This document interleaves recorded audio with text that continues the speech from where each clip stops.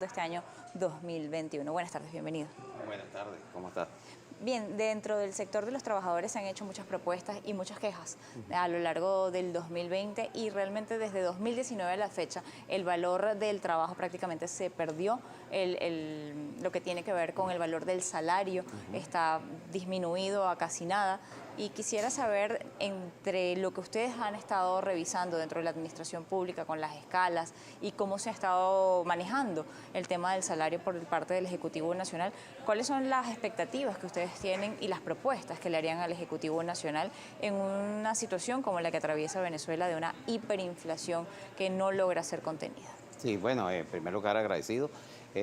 Vamos primero como una especie de análisis de lo que ha sido hasta hoy el sector público, específicamente hablo de ministerios, gobernaciones, alcaldías. El problema básico radica en un instructivo que emanó del año 2018 cuando la reconversión, Sí. que afectó convenciones colectivas. Muchos dirán que no, que eso mejoró el salario en ese momento, sí, pero lo mejoró ¿por cuánto tiempo? Lo mejor. ¿Qué sucede en la actualidad? Vamos a plantearlo de esta manera. Las escalas del sector público, un bachiller 1, el cargo base que viene, puedes homologarlo también con un obrero, calificado inclusive, ronda aproximadamente, con todos los emolumentos que se le dan por ese instructivo, máximo 8 o 9 dólares al mes. Ojo, estamos hablando de un obrero con 15 años de servicio, con 2 hijos, con alguna estabilidad en la administración. Igual pasa con un profesional 3, de cualquier rango o categoría. O sea, un profesional 3, que es el máximo de la escala, ronda los 11 dólares al mes. Y esto incluyendo el último bono que otorgaron a través del Carnet de la Patria, del cual tenemos muchas observaciones porque es un bono que no tiene ningún tipo de forma de calcularlo en el salario. No va al salario porque viene por un Carnet de la Patria, pero se está dando como una compensación a personal activo y jubilado. Eso por una parte. Okay. Lo segundo lo tienes que ver con lo que es la brújula salarial, ¿verdad? Lo que está alrededor del salario. Ejemplo, todo lo que es la seguridad social venezolana, a raíz de que el salario es tan bajo, pues por supuesto los descuentos que se hacen en función del salario son tan bajos que entonces el Estado también pierde, porque el Estado tiene que estar financiando todos estos, para lo que conocen como paro forzoso, fondo de ahorro habitacional, el fondo de ahorro obligatorio de la vivienda y toda esa serie de descuentos que se hacen. Que no tiene ningún sentido hoy día. No tiene ningún sentido porque el descuento es tan bajo por el salario tan bajo que se percibe. Es que no existe nada que se pueda comprar con eso. No, y aparte de esto, tienes que el sector privado también afectado, porque el sector privado está haciendo esfuerzos para compensar a sus trabajadores, pero lo hace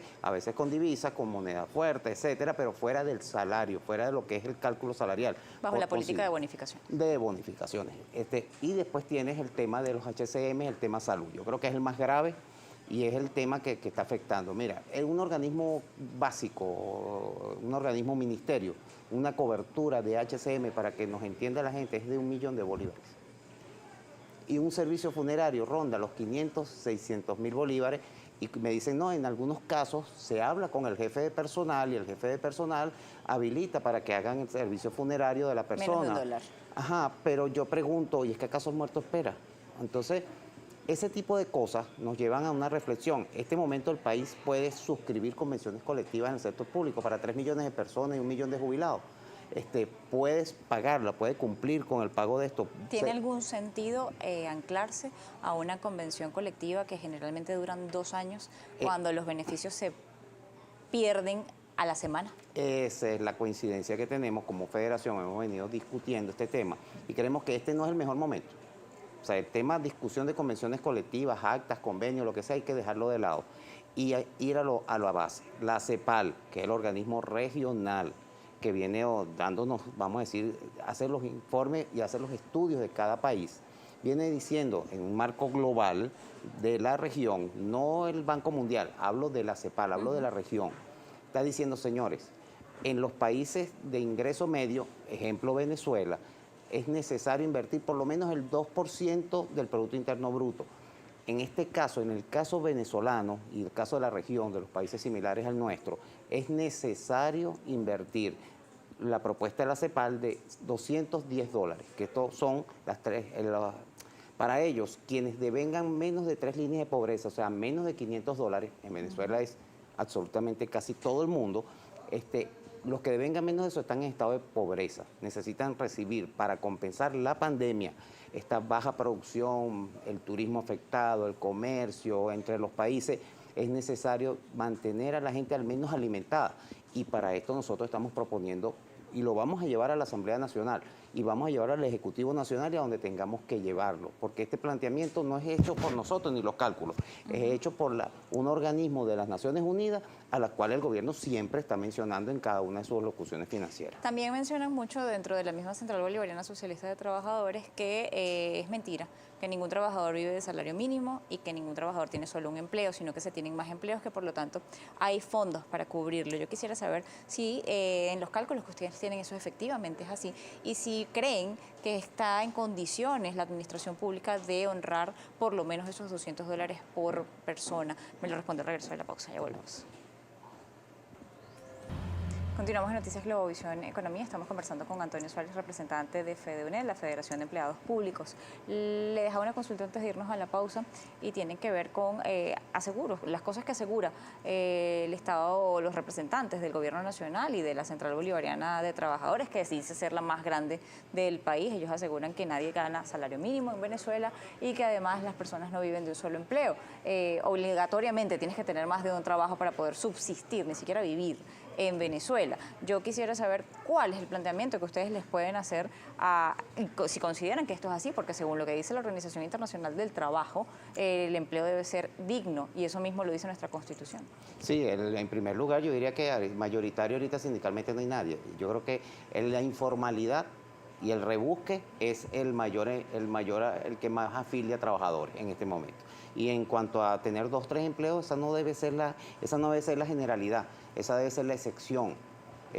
Porque lo que necesitamos es que el país, para que progrese, para que haya la producción, para que aumente en todos los ámbitos, sea administración pública, servicios, o sea producción, necesitamos es que la gente tenga un empleo bien remunerado, que le permita cumplir con la canasta básica, y no hablo de canasta alimentaria, sino básica, como ha dicho la OIT, y como lo tienen todos los países, cuando fijan el salario mínimo, lo hacen en base a ¿qué?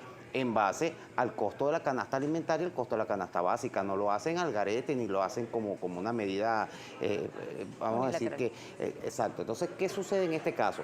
Nosotros estamos planteando la necesidad de retomar esta propuesta de la CEPAL, en primer lugar. En segundo lugar, hacer una revisión exhaustiva de lo que está pasando con las HCM y fondos administrados de salud. Quisiera, antes de tocar este tema, que profundicemos sobre si es posible, si creen ustedes que es posible que se honren esos $200 por persona. Estamos hablando de casi 3 millones de empleados, nada más en el sector público.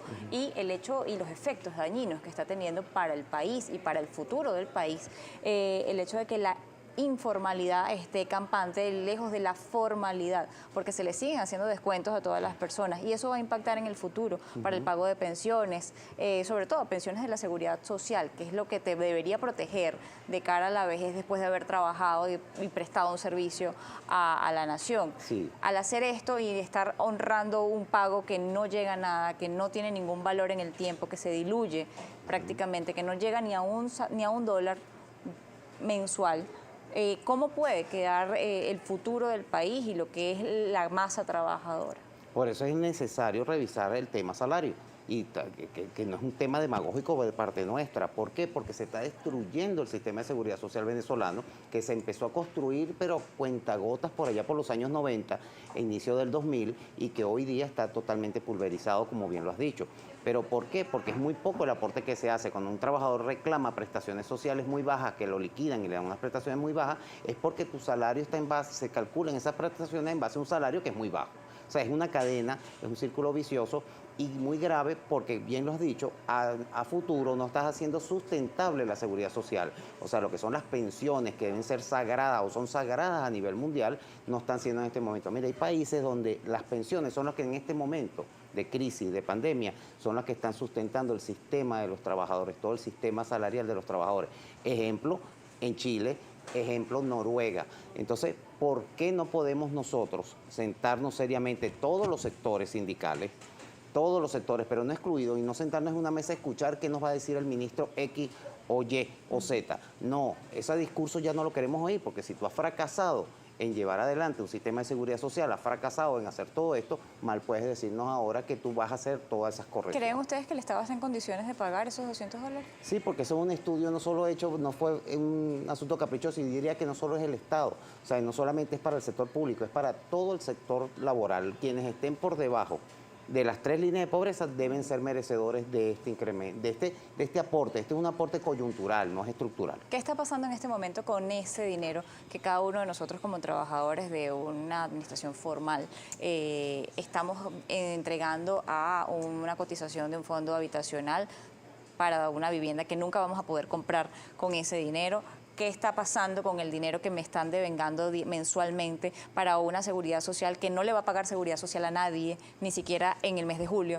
¿Qué está pasando con esos fondos y con todas esas partidas que probablemente el aporte que hago como trabajador, pero también las partidas presupuestarias que no conocemos por parte del Ejecutivo Nacional, pero que bueno, son parte de lo que debería estar revisándose, por cierto, en esta nueva asamblea? Sí, ese tema, vamos a poner un ejemplo, ese tema del Fondo de Ahorro Obligatorio Habitacional de la vivienda, tiene que ver con que es tan bajo lo que se descuenta, tan ínfimo, que entra en ese presupuesto, va al Banavi y eso ni se siente. O sea, si lo descuentes a 3 millones, 4 millones de trabajadores, es tan bajo el monto que no alcanzará ni para construir, yo diría que ni 10 viviendas. Entonces, ¿qué debe hacer el Estado? En este caso está sustituyendo su obligación de descontar, de dar buenos salarios y descontar adecuadamente, entonces está dando del presupuesto nacional, está aportando para la construcción de viviendas, las pocas viviendas que se puedan estar realizando. Para los créditos habitacionales. Pero los que no créditos existen. no existen, y a nivel bancario, con el asunto del anclaje, bueno, iríamos a otro tema aquí, pasaríamos un día, porque entonces no permite a la banca hacer lo que universalmente hace y es deber ser de ellos, prestar plata.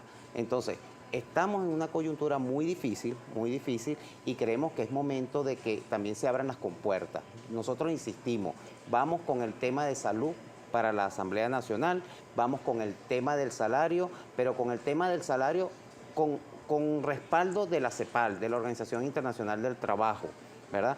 Y el otro tema es una revisión exhaustiva de los fondos, todos estos fondos o HCM que hay en la administración pública deben ser revisados. Tienen que tener Contraloría Social, participación de los trabajadores. Le agradezco habernos acompañado la tarde de hoy, Noticias Globovisión Economía, Antonio Suárez, representante de FEDUNET, Federación de Empleados Públicos de Venezuela. Nosotros así llegamos al final por la tarde de hoy. Recuerde, como siempre, nuestras redes sociales, @economía_gb o @mmartinez_gb. Siga con la programación de Globovisión.